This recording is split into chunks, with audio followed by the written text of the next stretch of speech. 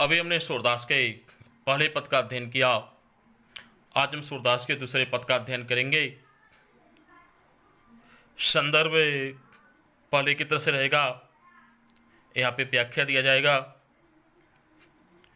अभिगति गति कछु कहत न आवे, ज्यों गूगे मीठे फल को रस अंतर्गत ही भावे।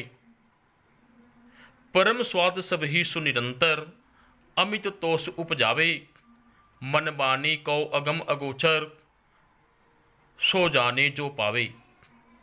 रूप रेख गुण जाति जुगुति बिनु, निरालंब कित धावे। सब विधि अगम विचार ही ताते, सूर सगुन पद गावे। सूरदास जी निर्गुण ईश्वर के वर्णन में, निर्गुण ईश्वर के ध्यान भजन और पूजन में होने वाली कठिनाइयों का यहाँ पर वर्णन कर रहे हैं। और सूरदास जी यहाँ पे बता रहे हैं कि किस तरह से निर्गुण ईश्वर की आराधना कठिनाइयों से भरी हुई है और किस तरह से वह सगुण ईश्वर से भिन्न है। तो अभिगति गति कछु कहत न आवे। सूरदास जी कह रहे हैं कि निर्गुण ईश्वर की गति यानी कि चाल स्वभाव के बारे में कुछ कहा नहीं जा सकता है, क्योंकि वह जो है हमारे इंद्रियों से परे हुए हैं।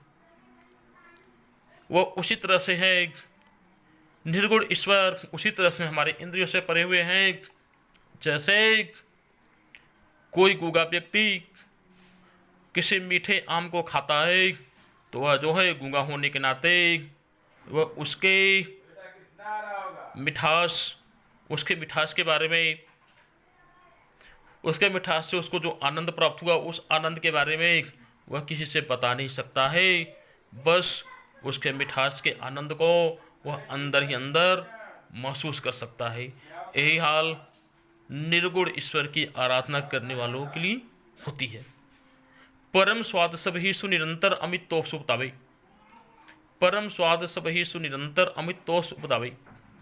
और जो है इस प्रकार जैसे गूंगे व्यक्ति ने मीठे आम को खा करके उसके स्वाद को अंदर ही अंदर महसूस किया, यही हाल जो है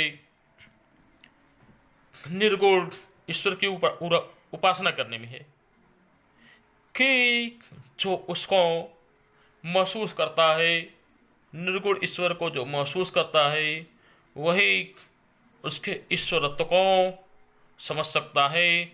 जैसे मीठा फल के स्वाद को गूंगा व्यक्ति अंदर ही अंदर महसूस करता है और उसके स्वाद से उसके मन में आनंद की उत्पत्ति होती है, आनंद महसूस होता है। वही हाल निर्गुण ईश्वर की आराधना करने वाले साधक की होती है। मन बानी को अगम अगोचर, सो जाने जो पावे।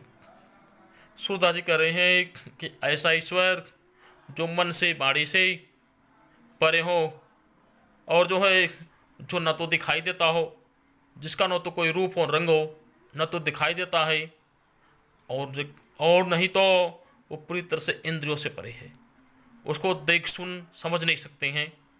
तो उसको वही समझ सकता है इस ईश्वर को, निर्गुण ईश्वर को, जिसने इसको प्राप्त कर लिया हो। रूप रेख गुण जाति जुगुन बिन निरालंब के धावे। अब सूर जो है निर्गुण ईश्वर के स्मरण पूजन में होने वाली कठिनाइयों के बारे में बता रहे हैं कि ऐसा ईश्वर न तो जिसका कोई रूप है, न रंग है, न उसके शरीर को कोई बनावट है, न उसकी कोई जाति है, न उसका कोई रंग है, रूप है। इस प्रकार से बिना आलंब के, बिना सहारे के, यानी कि चूँकि सगुण ईश्वर की मूर्ति होती है, उसके मूर्ति को देख करके साधक उसके भजन में लीन होता है, उसको प्राप्त करता है। लेकिन यहाँ पे तो इस ईश्वर को प्राप्त करने का कोई सहारा ही नहीं है, कोई आलंब ही नहीं है। तो इसको जो है किस प्रकार से इस ईश्वर का स्मरण किया जाए, इसका पूजन और भजन किया जाए। सब विधि अगम विचार ही ताते सुर सगुन पद गावी। सूरदास जी कहते हैं कि हे तात, मैंने सभी प्रकार से विचार विमर्श सोच समझ करके देख लिया कि निर्गुण ईश्वर मेरे लिए अगम्य है, यानी कि मैं उसको प्राप्त नहीं कर सकता। इस नाते मैंने सगुण ईश्वर का ध्यान करने का निश्चय किया। अब आगे जो है, किलकत कान गुटिरवनि आवत, मन में कनक नंद के आंगन बिंब करीबे धावत, कबहु रखे हरि आप छा को करिसो पकरन चाहत, किल की हंसत राजत द्वय दतिया पुण्य पुनित ही अवगाहत, कनक भूमि पर करपग छाया यह उपमा इक राजती, करी करी प्रतिपद प्रतिमनि वसुधा कमल बैठकी साजती, बाल दशा सुख निरखी जसोदा पुण्य पुण्य नंद बोलावती, अचरा तरले ढाके सूर के प्रभु को दूध पियावती। यहाँ पर बाल कृष्ण जो कि नंद जी के आंगन में घुटनों के बल चल रहे हैं, उनकी सुंदरता का वर्णन सूरदास जी ने किया है। तो किलकत कान गुटुरवन अवध, यानी कि बालकृष्ण जो घुटनों के बल नंद के आंगन में चल रहे हैं, वह किलकारियां मारते हुए चल रहे हैं। और नंद बाबा के मड़ियों से सजी हुई, नंद बाबा के मड़ियों से सजे हुए सुनहरे आंगन में जब कृष्ण की परछाइयाँ पड़ती है तो कृष्ण उनको पकड़ने के लिए दौड़ते हैं। किलकती किलकी हंसत राजत द्वय दतिया पुण्य पुनिति अवगाहत।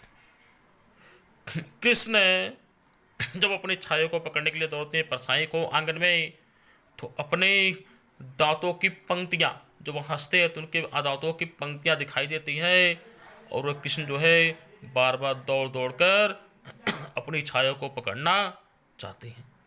कनक भूमि पर करपग छाया यह उपमा एक राजती, और जो है उस सुनहरे सोने के भूमि पर जो है अपने हाथों की छाया, सुनहरे भूमि पर नंद जी के सुनहरे आंगन में कृष्ण के हाथों की छाया जो है, हाथ पैरों की जो छाया पड़ती है, उनकी छाया पड़ती है, यह सुंदरता जो है बहुत ही मनोहर है, मनो को हरने वाली है, बहुत ही सुंदर लगती है।